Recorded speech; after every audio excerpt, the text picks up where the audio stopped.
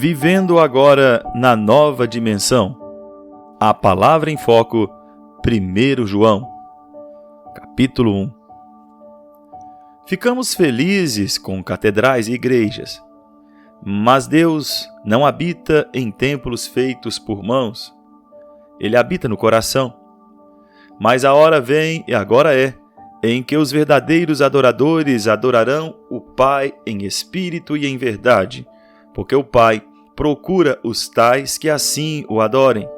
Deus é espírito, e importa que os que o adorem em espírito e em verdade. João capítulo 4, versículo 23 e 24. A igreja é o corpo de Cristo. A sua adoração vem do coração, de um desejo de entrar na presença de Deus. Deus olha para o nosso coração. Ele se alegra do seu povo. Veja Isaías 62:4. Ele quer que cheguemos a um lugar de descanso e paz, sem preocupação. Apenas nossa fé simples nos levará até lá. Jesus disse: em verdade vos digo, que se não vos converterdes e não vos fizerdes como crianças, de modo algum entrareis no reino dos céus. Em Mateus capítulo 18, verso 3. Não devemos ter a mente de uma criança, mas o espírito, a mansidão e a docilidade dela. É a única forma de podermos encontrar a Deus. Quando nosso coração clama por fé viva, com uma visão profunda de Deus, o mundo não consegue supri-lo. É um estado de espírito em que vemos o Senhor e que, quando oramos, sabemos que Deus ouve. É o tempo de pedir a Deus e crer na resposta, sem medo, para com uma fé viva. Quando entramos na presença de Deus, sabemos que nela existe abundância de alegria e em sua mão direita há delícias perpetuamente. Leiam o livro do Salmo no capítulo 16, verso 11. Deus procura pessoas por intermédio das quais ele possa revelar-se. Eu costumava ser um chato. Era difícil que algum prato me agradasse. Minha esposa era uma boa cozinheira, mas havia sempre algo errado, de acordo com o meu parecer. Deus sabia que um filho dele nunca poderia ser útil ao mundo se não fosse completamente santificado. Depois que Deus me santificou, ouvi minha esposa testemunhar em uma reunião que, a partir daquela ocasião, eu ficava satisfeito com tudo. Eu queria ser uma boa testemunha para os homens que trabalhavam comigo. Um dia, eles esperaram que o trabalho terminasse e me disseram: nós gostaríamos de ter o espírito que você tem. O nosso espírito humano tem que ser controlado pelo Espírito Santo. Existe um lugar de morte e vida quando Cristo reina no corpo. Então tudo está bem. A palavra de Deus está repleta de incentivo. O Senhor deseja que cheguemos a um novo estágio de graça, que todos nós vejam com novas criaturas. É o Espírito Santo chamando a nossa atenção. Ele tem algo especial para dizer. Se você crer, poderá ser um filho de Deus, em semelhança, em caráter, em espírito, em desejos, em atos, até que todos o conheçam como um filho de Deus. Só é possível alcançar esse nível pela fé. Homem algum consegue guardar a si mesmo. A natureza humana é muito difícil de ser gerenciada. Você se envergonhou dela muitas vezes. Entretanto, Deus pode mudá-lo. Ele operará em você pelo seu poder e o fará uma nova criatura se você crer. Então terá o testemunho de ser guardado pelo poder de Deus.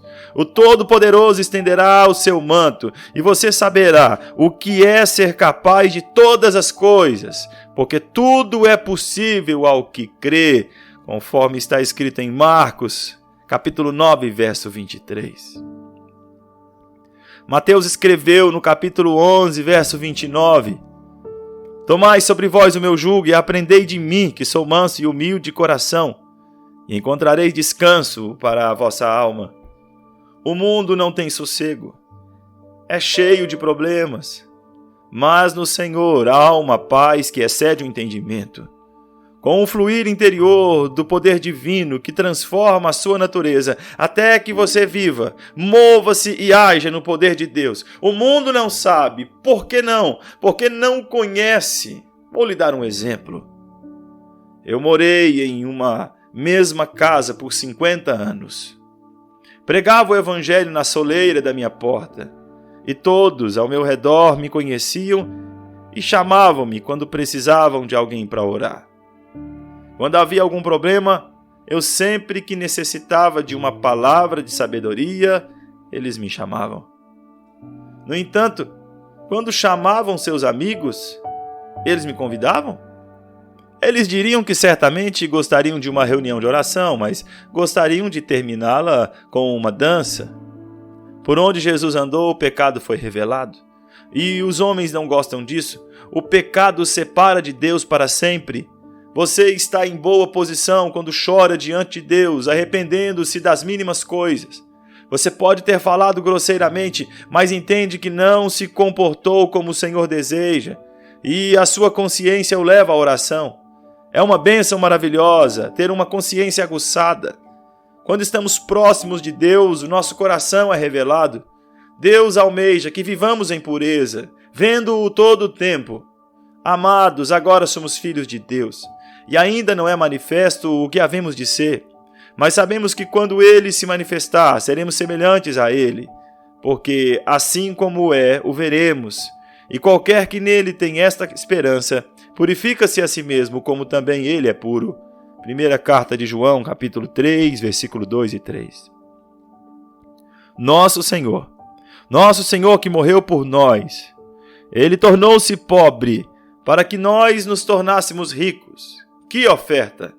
Sofreu por nós, foi sepultado, ressuscitou e está vivendo para nós.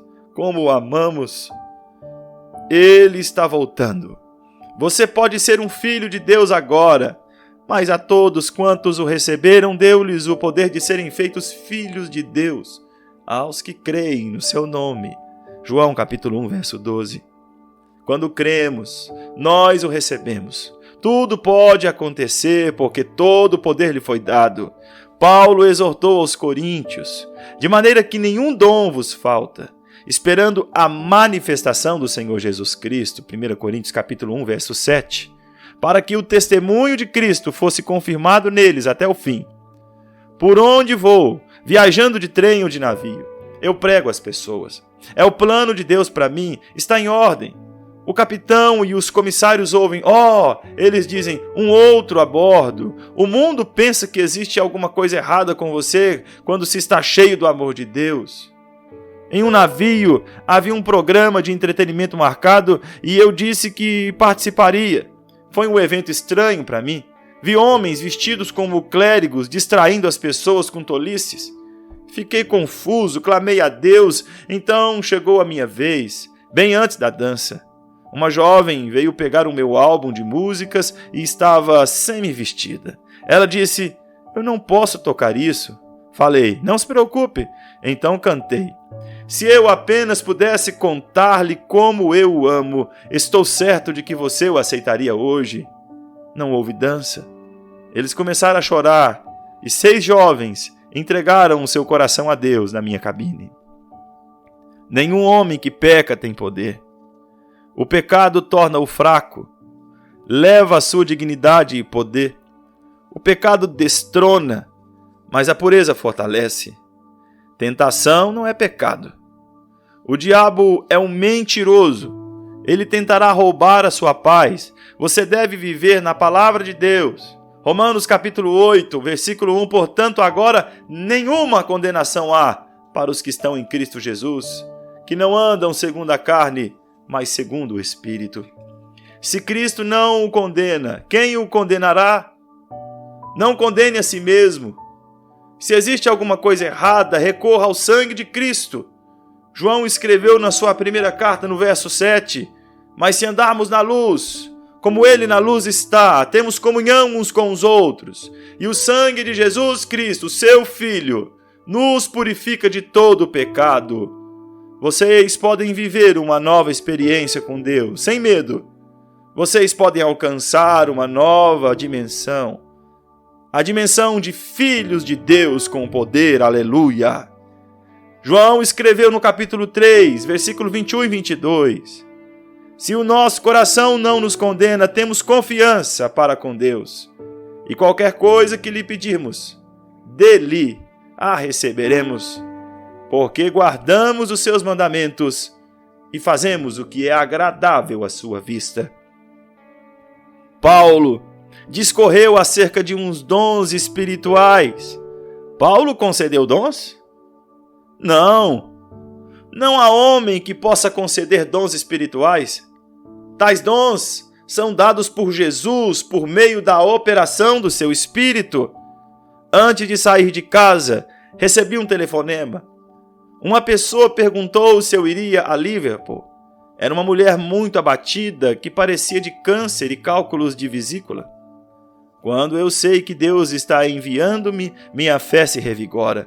A mulher disse, eu não tenho esperança, e eu respondi, eu não vim de Bradford para voltar com um relatório negativo. Deus me disse para fazê-la ingressar na realidade do novo nascimento. Quando ela teve a certeza de que o seu pecado se fora e de que nascera de novo, disse, isso é tudo para mim. O câncer nada é agora, eu tenho Jesus, aleluia. A batalha foi vencida, Deus a libertou e ela estava animada, vestida e feliz em Jesus. Quando Deus fala, é como um prego no lugar certo. Você crê? A vida e a imortalidade são nossas no Evangelho. Esta é a nossa herança por meio do sangue de Jesus. A vida eterna. Extraído de Great Higgins Barrard, Nova York, maio de 1936, páginas 1 e 2, sermão pregado como Já, Colombier, Suíça.